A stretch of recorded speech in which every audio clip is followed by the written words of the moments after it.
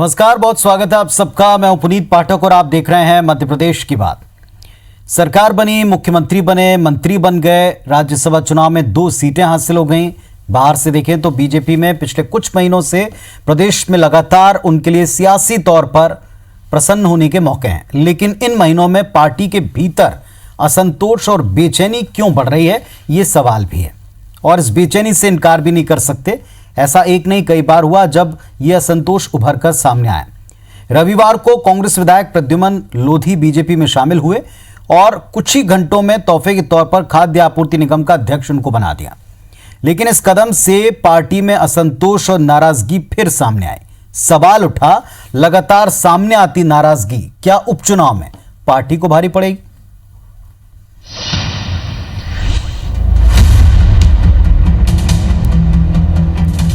इस हाथ दे उस हाथ ले का शानदार उदाहरण प्रस्तुत हुआ है मध्य प्रदेश की वर्तमान राजनीति में।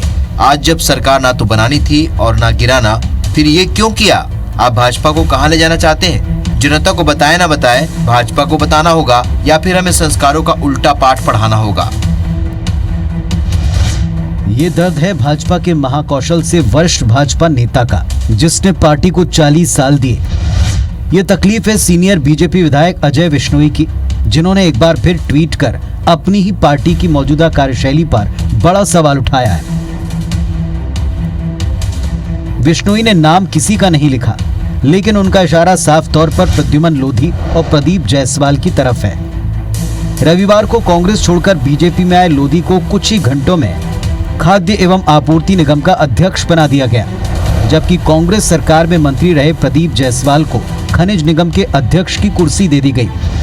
ऐसा नहीं कि पार्टी को विश्नोई की नाराजगी का एहसास नहीं, पार्टी नेता उन्हें मनाने की बात कह रहे हैं। वो हमारे वरिष्ठ नेता हैं अजय विश्नोई जी। उन्होंने किस संदर्भ में ये बात कही है ये स्पष्ट अभी नहीं हुई है। मैं भी कोशिश करूंगा बात करने। हमारे यहाँ काम करने की एक पद्धति है, उस पद्धति के अनुसार हमारे यहाँ सारे लोगों को अपना विचार भी अभिव्यक्त करना पड़ता है, लेकिन पार्टी का निर्णय को मानते भी। हमारे वरिष्ठ नेता अजय भैया, उनसे मैं बात करूंगा, फिर उसके बाद ही कुछ कहूँ। वैसे सिंधिया की पार्टी में एंट्री और हर मौके पर उनके खेमे को तरजीह देने से अकेले विश्नोई नहीं, पार्टी के कई नेता वक्त वक्त पर अपनी नाराजगी जता चुके हैं।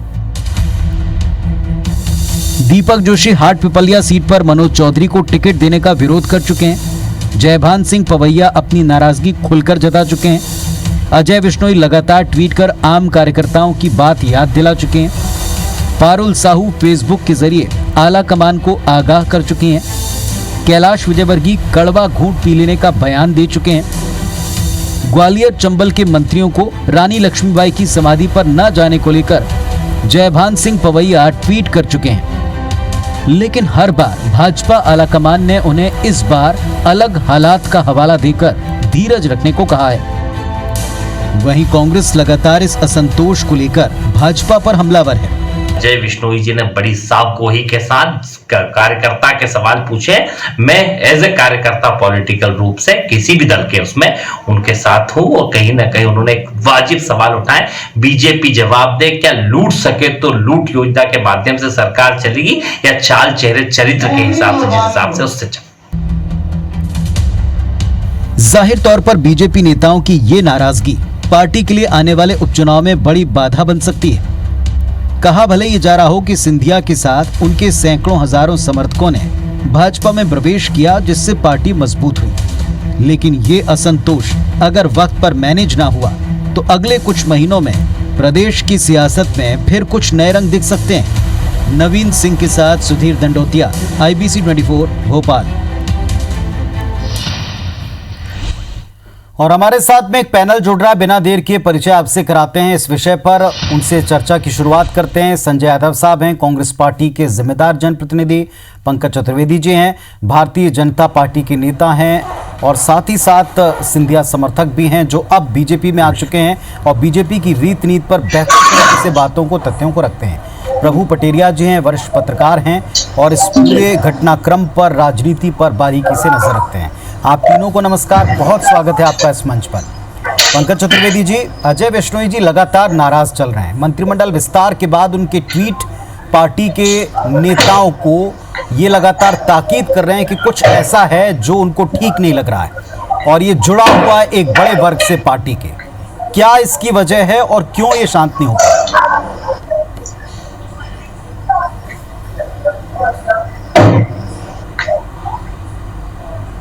देखिए, अजय बिश्नोई जी मध्य प्रदेश के एक सीनियर राजनेता हैं, भारतीय जनता पार्टी के सीनियर नेता हैं और उनके एक पर्याप्त राजनीतिक अनुभव है। और मुझे नहीं लगता कि जो बात आदरणीय बिश्नोई जी ने कही है उसमें किसी प्रकार की कोई नाराजगी का भाव निहित है। आप पत्रकार या मीडिया हैं या और किसी प्रकार से विश्लेषण करें, उसके लिए आप स्वतंत्र हैं, लेकिन मुझे नहीं लगता कि कहीं कोई नाराजगी का भाव है।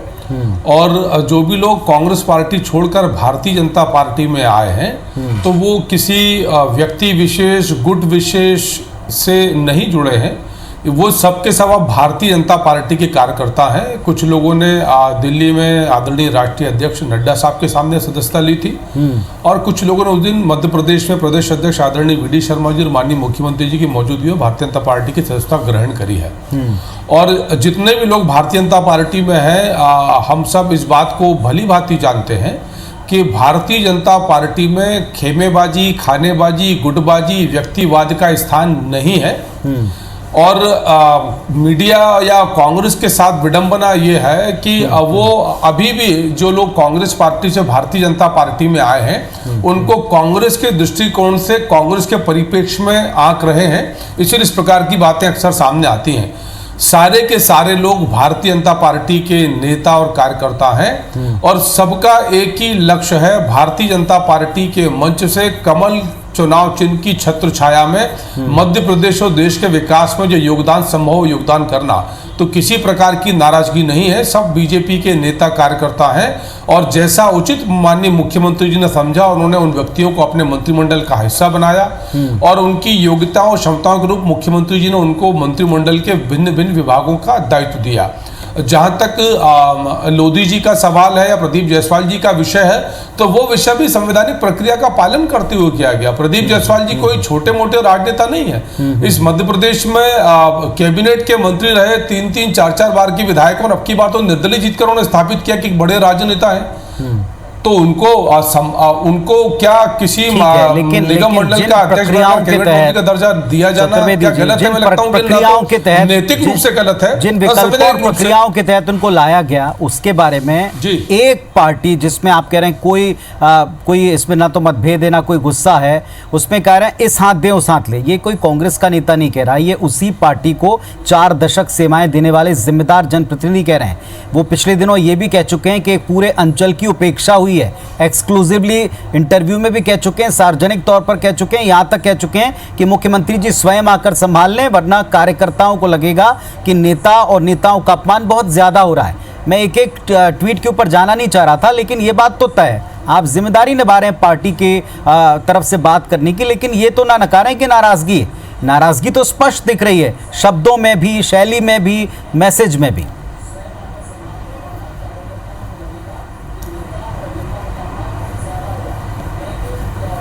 देखिए, मैंने पुनीत जी यही आपसे आग्रह किया कि आप मीडिया का एक बड़ा मंच है और आपको इस बात का पूरा अधिकार है कि आप इन तमाम तथ्यों का विश्लेषण करें, पर तथ्य के साथ एक सत्य भी होता है और वो सत्य ये है कि किसी प्रकार की नाराजगी नहीं है। ठीक है। और बिश्नोई जी भारतीय जनता पार्टी के बहुत अब सीनियर राजनेता हैं और बिश्नोई जी को पता है कि दल के हित में क्या है, देश के हित में क्या, प्रदेश के हित में क्या, तो कोई नाराजगी का विषय है ही नहीं। चलिए ठीक है, अगर आपके मुताबिक नाराजगी का विषय नहीं, मैं थोड़ा दूसरा पक्ष भी सुन लेता हूं कि संगठन सर्वोपरि है। ठीक है, और जिसकी जैसी योग्यता और क्षमता। जी संजय यादव साहब, क्यों ऐसा लग रहा है मीडिया को, क्यों ऐसा लग रहा है विपक्ष को, क्यों ऐसा लग रहा है सबको कि नाराजगी है जबकि कोई नाराजगी नहीं? जी पुनीत जी,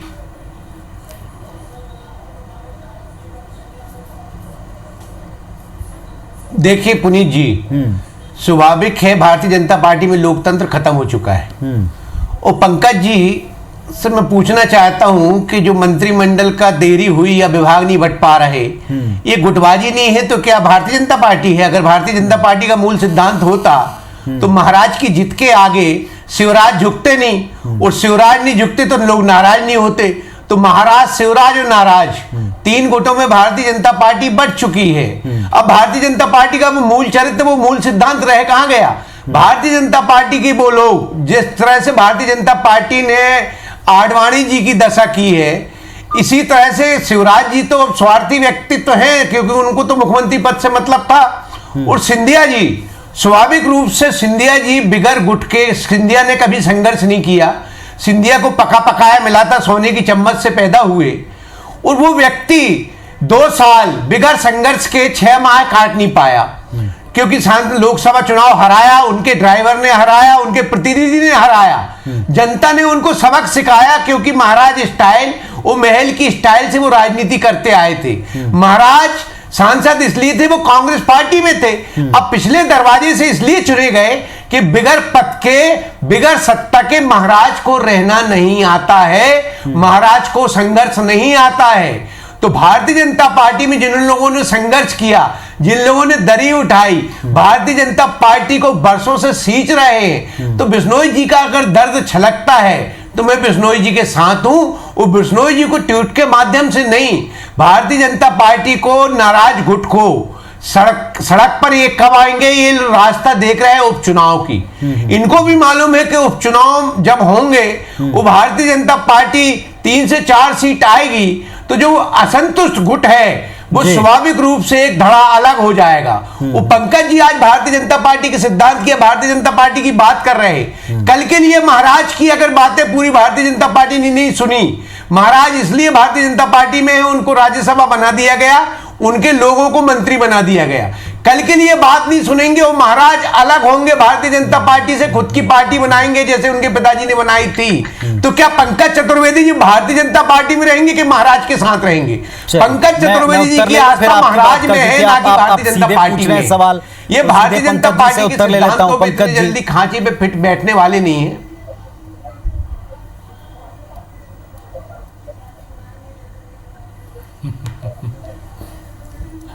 मुझे पता ही नहीं था कि संजय यादव जी अच्छे एंकर भी हैं। संजय भाई, एक नई प्रतिभा के दर्शन हुए आपके।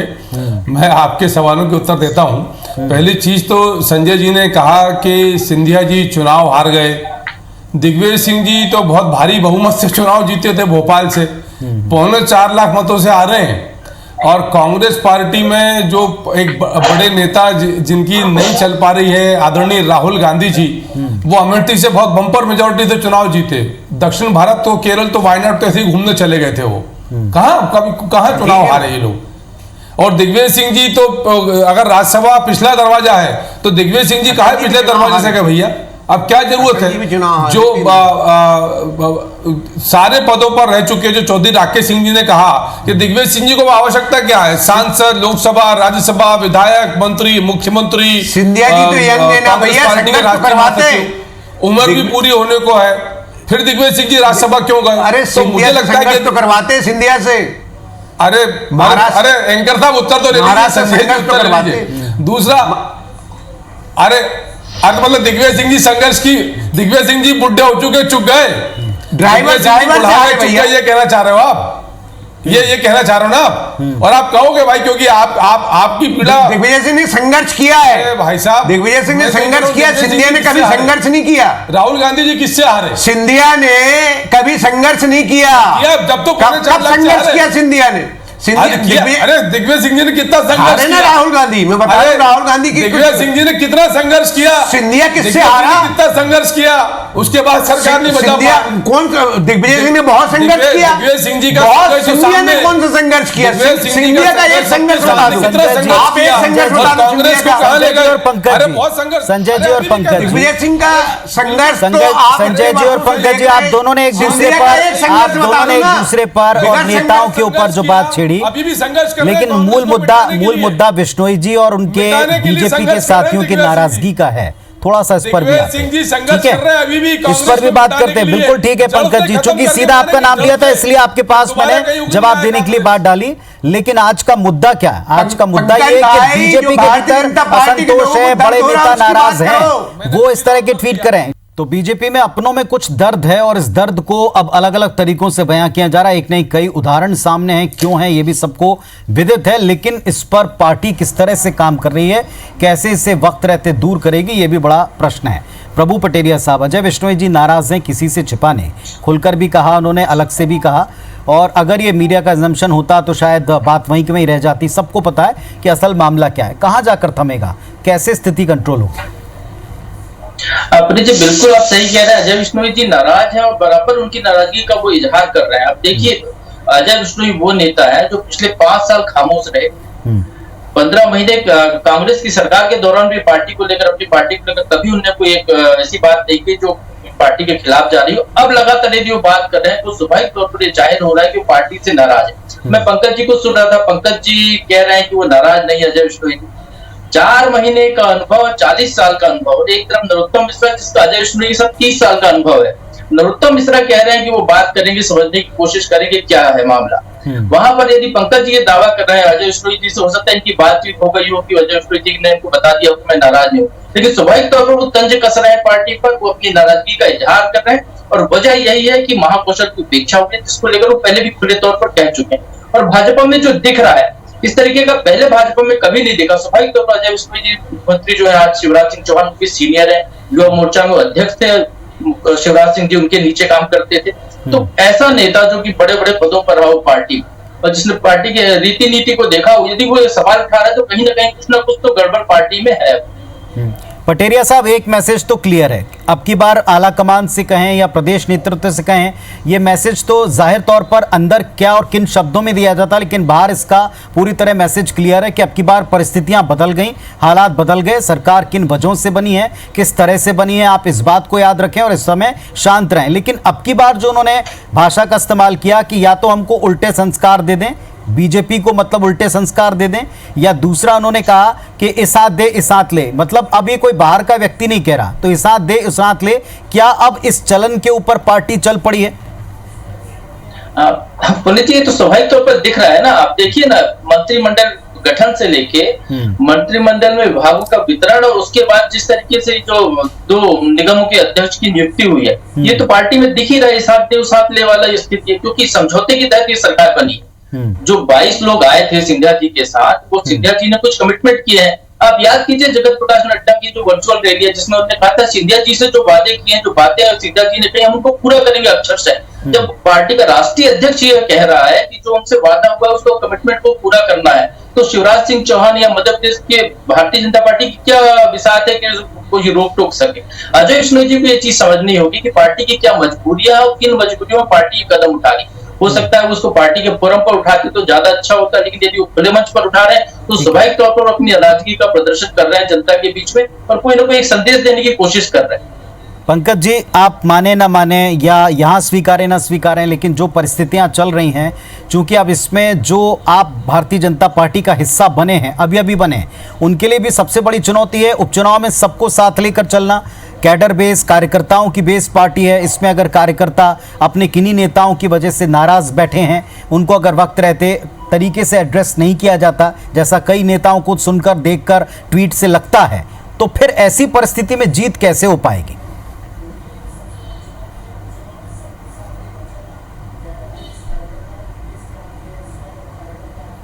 देखिए पुनीत जी, मैं जो पटेरिया साहब ने कहा कि आदरणीय राष्ट्रीय अध्यक्ष महोदय ने कहा, तो यदि कोई पार्टी का राष्ट्रीय अध्यक्ष अपने नेताओं अपने दल के नेताओं और कार्यकर्ताओं से कहता है कि आपको ये दायित्व और जिम्मेदारी दी जाएगी, और यदि वो दायित्व और जिम्मेदारी दी जाती हैं तो उसमें गलत क्या है? मैं सिर्फ ये स्पष्ट करने का प्रयास कर रहा हूं पुनीत भाई कि वो सारे लोग जो 10 मार्च के बाद से सिंधिया जी के साथ भारतीय जनता पार्टी में शामिल हुए हैं, अब सब भारतीय जनता पार्टी का अविभाज्य हिस्सा है।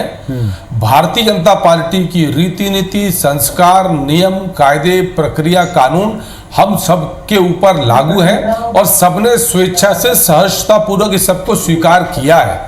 और जिस प्रकार की नाराजगी का विषय नाराजगी दूसरे पक्ष में कुछ नेताओं में भी है। आप बिल्कुल ठीक कह रहे हैं, आप लोगों ने तो स्वीकार कर लिया, आप लोगों से तो जो प्रॉमिस किए गए थे वो पूरे हो गए, लेकिन क्या उतनी सहजता से कुछ नेता स्वीकार कर पाए? मैं उसी बात पर आ रहा हूं आपकी पुनीत जी, उसी बात पर उत्तर दे रहा हूं आपकी कि सवाल स्वीकारता है अस्वीकारता का नहीं है। सवाल उस लक्ष्य का है जो भारतीय जनता पार्टी संगठन और सरकार का है। वो लक्ष्य है भारतीय जनता पार्टी के मंच से मध्य प्रदेश का विकास और कल्याण करना, और जिसके लिए चुनाव की प्रक्रिया है। इसीलिए कहा कि मध्य प्रदेश में 25 उपचुनाव होने हैं और भारतीय जनता पार्टी के नेता और कार्यकर्ता अपनी अपनी भूमिका और दायित्वों को लेकर सजग भी हैं और सतर्क भी हैं, और जब परिणाम इन उपचुनाव के सामने आएंगे तो वो ये स्थापित करेंगे कि भारतीय जनता पार्टी में मैं इसीलिए कट सीधे सवाल पूछता हूं पंकज जी, आप तो कई बार डिबेट में रहे, इसीलिए मैंने पूछा कि वो जीत कैसे पॉसिबल हो पाएगी। कार्यकर्ताओं की बेस पार्टी के बड़े नेता 40 साल के तजुर्बे वाले नेता अगर नाराज होंगे कैसे आप जीतेंगे। चलिए अब मैं एक टिप्पणी संजय जी से भी लूंगा। संजय जी, ये जो उपचुनाव हैं जिसके लिए सब कुछ हो रहा है, बिना इसके कोई भी पक्ष परिपूर्ण नहीं हो पाएगा, ना आपका ना सत्ता पक्ष का, तो कितनी मुश्किल है ये चुनौती उनके लिए?